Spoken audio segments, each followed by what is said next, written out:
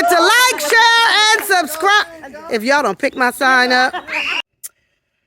Hello, everyone, and welcome back to Psychology Eats. So what's eating you? Hello, everyone. I hope this video finds you in great mental health. I am a reaction channel, and I do reactions on what I see out here in these YouTube streets. Now, this is not my usual content, so some of you clicked on this and you have never seen me before. Hi.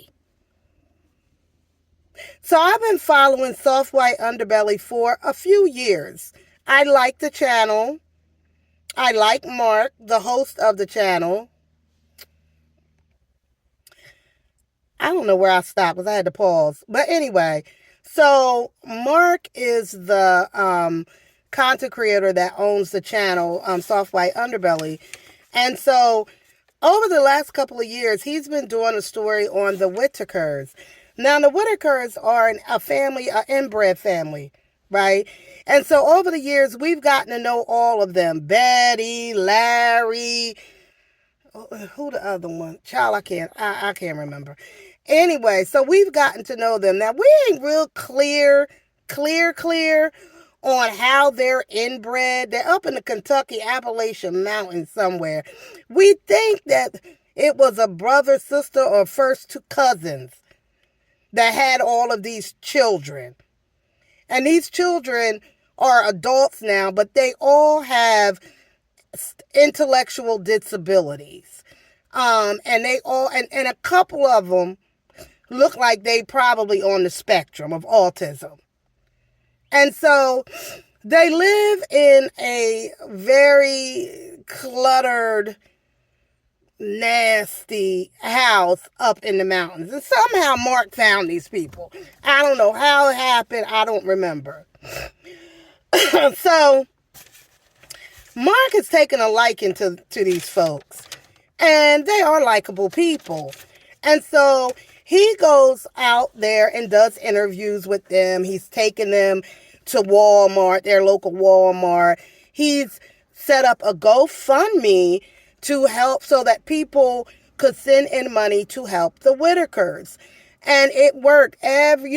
Many subscribers and viewers was like, oh my God, I really want to help this family. They're living in such dire straits, and they're obviously have some mental disabilities and cognitive disabilities. And so hundreds of thousands of dollars went into this GoFundMe account. And Mark lives in Cali, because that's where he does a lot of his videos, on Skid Row out in Cali, California. And so Mark is not in Kentucky. So when the family would reach out to him and say, we need money. Now, Betty is the head of the family. Now, Betty got cognitive delays too, but she got more sense than the rest of them. And so Betty was the one, I knew something wasn't right. All right, y'all, I'm getting to the good part.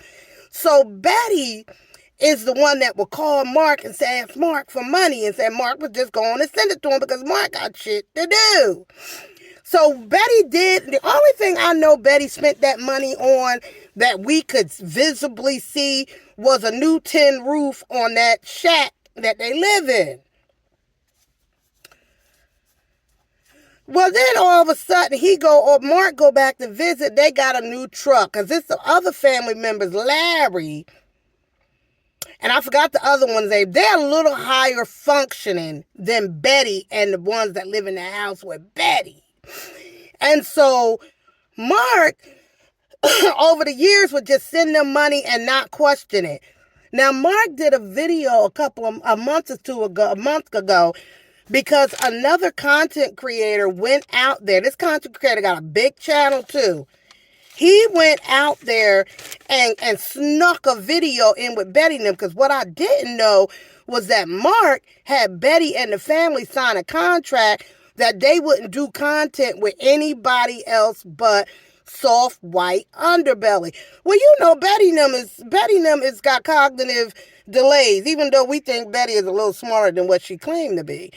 And so Betty allowed this other content creator to come in, because the content creator must have said, I'm going to slip you a couple of dollars. And Betty was like, come on in. And so then Betty alluded that she never got money, and she didn't know where the money was going and how much money was in the GoFundMe.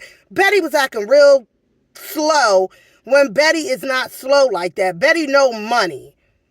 So Betty gonna throw Mark under the bus like she didn't know where the money was going or what happened to the money.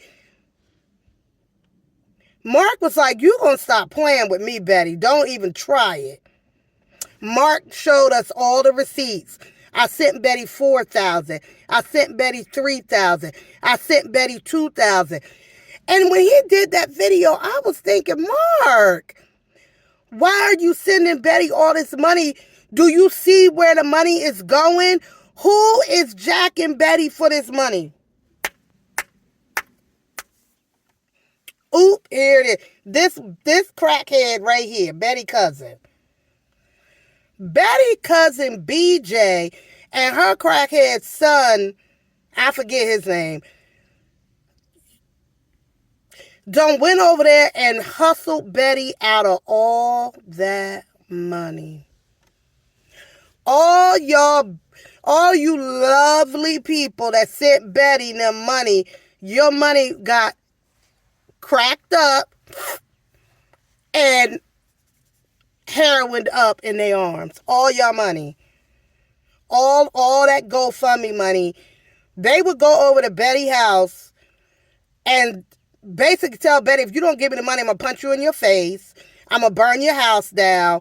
I'm going to kick you. Like, you know, just getting violent and rough with Betty. You know how crackheads act when they want their crack and they want their heroin. They don't give a damn.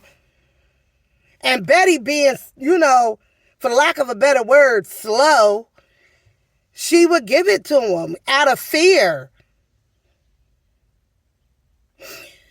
Here was the last straw. BJ, she the main crackhead. Her dad is Larry, which is Betty's brother or cousin. I can't figure it out.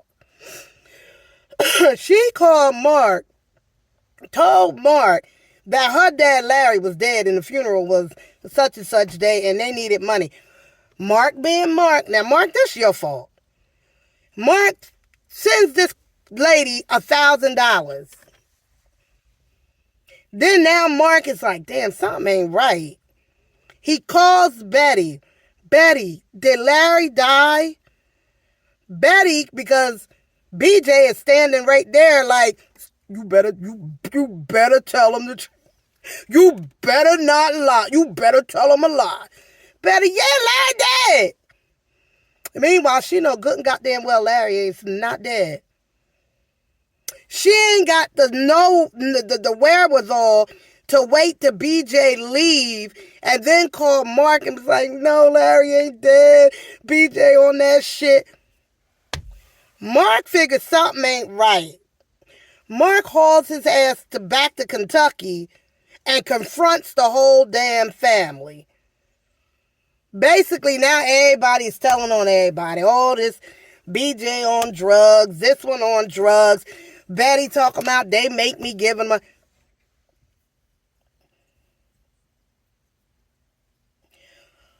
all of y'all money, because I ain't never sent a nickel to none of them. All y'all hard-earned money that y'all done went out and worked for has gone in the veins of BJ and whoever she get high with, her son, grandson, whoever they... It's disgusting. They don't have no new bathroom. They don't... The house they living in is falling apart all around them. It's full of crap. It's disgusting.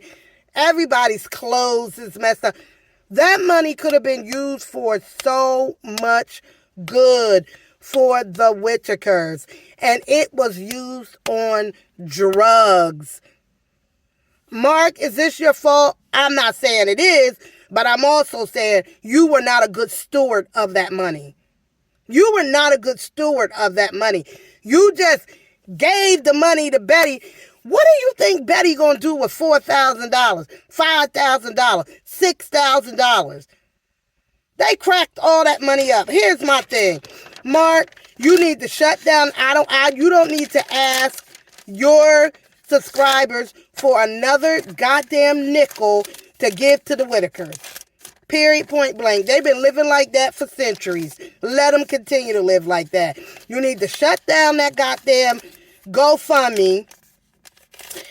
Give them the remainder of the money and say, fuck it. Or get them a new bathroom or a new trailer or whatever.